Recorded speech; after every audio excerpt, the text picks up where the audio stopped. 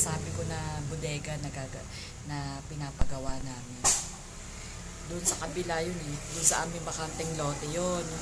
Meron kami doon pinapagawang bodega dahil nga yung katulad na sinabi ko sa inyo, yung mga ano namin, mga tangke kulang na ng lagayan. Kaya nagpagawa kami ng bodega. Tara, pupunta po tayo doon. Punta muna tayo doon sa bodega na pinapagawa. Ito labas.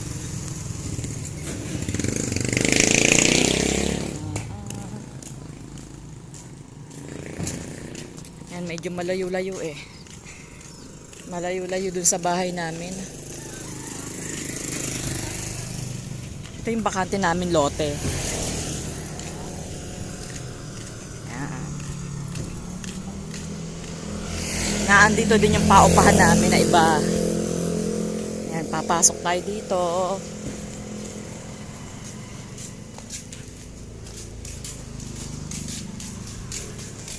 Yan ang papasukan. Yan, ayan po yung bakanting lote. Yan. Yun ang unang bahay na aming paupahan. 3,000 yun. May CR tubig kuryente. Ito naman ay 3,500. May CR tubig kuryente. Ito yung bakante. Bakante pa yan. Malay mo balang araw, maano namin yan, mapagawan pa uli. Yan. Yun o, nagbububong. Welding.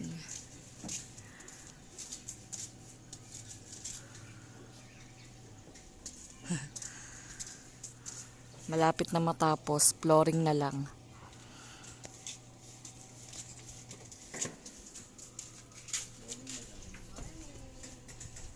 Yan. Siya na rin ang nagwe-welding. Siya na rin ang nagbububong para makatipid kami sa labor. Tapos, yun pa yung dalawa. Yun yung dalawang yellow na yun.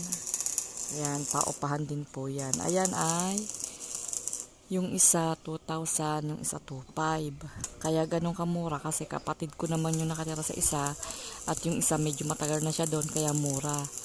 Pero ito kasi bagong gawa to. Bago lang yung nakatira. Kaya 3,500.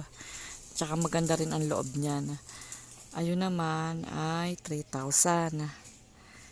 Yan po yung mga nakatambak dyan. Papasok sa loob ng bodega. Pag natapos ito.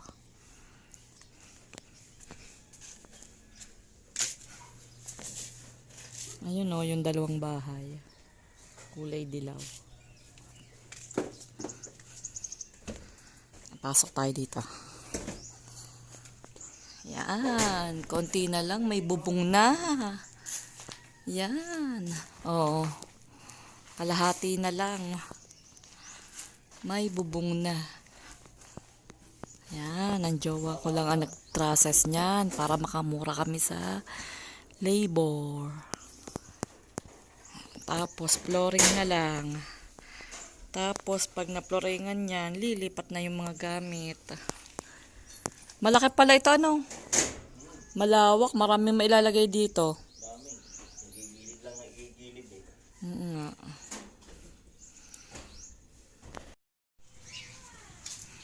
Ayan, ayan, ang ating papasukan. Papasok kasi siya eh, pero hindi naman masyadong yun. Nandun na yung asawa ko, yun. Siya ang nagbububong, siya ang nagtatrasis dyan. Ito nga pala yung aming isang bahay na pinapaupahan. Ang upa po dyan ay 3,000. May isang kwarto, may tubig, may kuryente. Ito yung gate.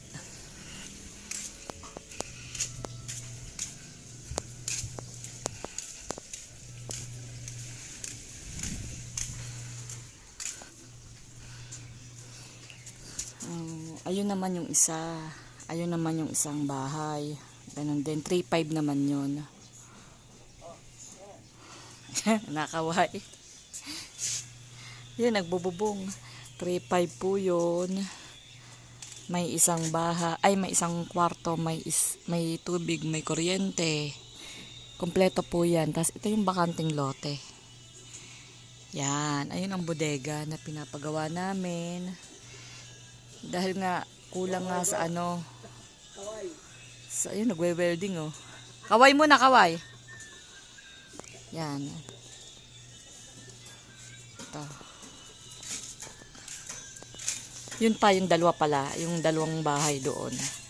Meron pang dalawang bahay, yung kulay dilaw na yun.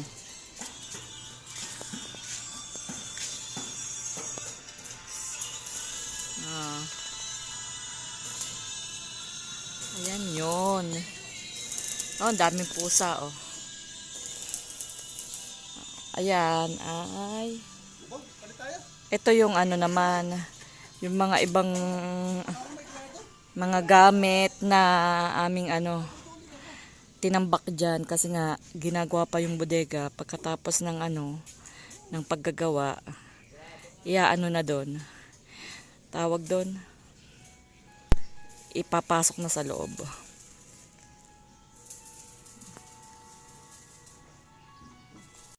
Ayan. Bahay na. Ano na lang to, CR na lang at saka poso, kuryente, tsaka flooring, bintana at saka tawag dito. Yan, yung pinto at tapos na. Pwede na ulit paupahan pagka nawala na yung mga gamit. 3.5 ulit. Diba?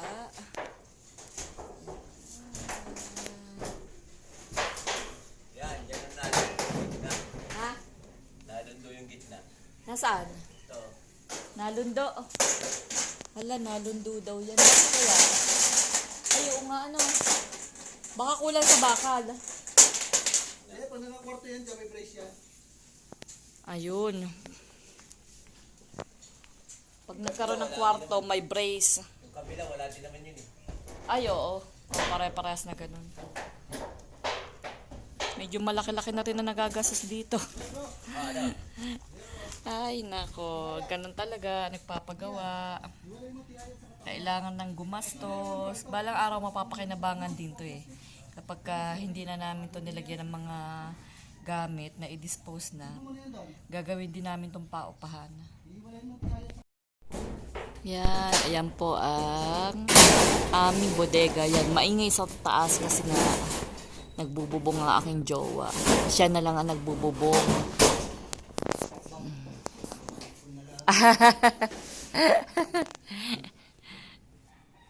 Gulat ako kay kuya eh.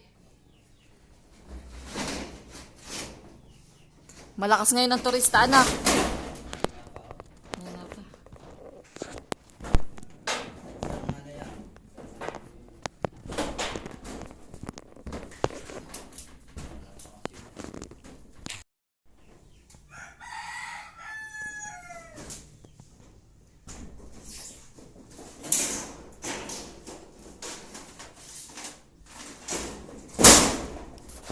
Ingay, oh.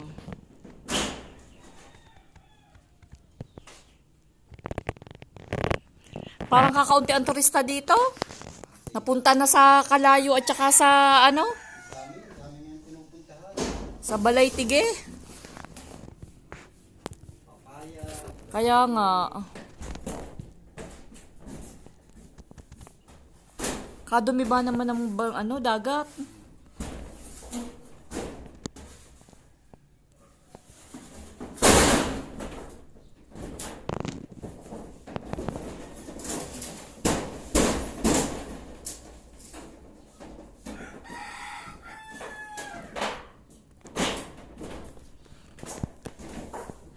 Baka mahulog ah. Nalundo ano?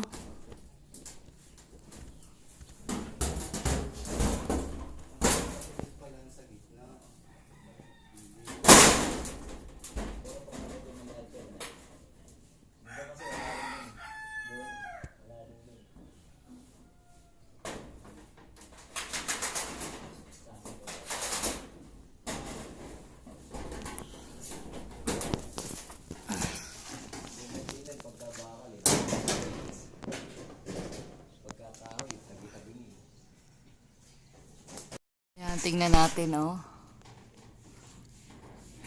Pagbububog niya.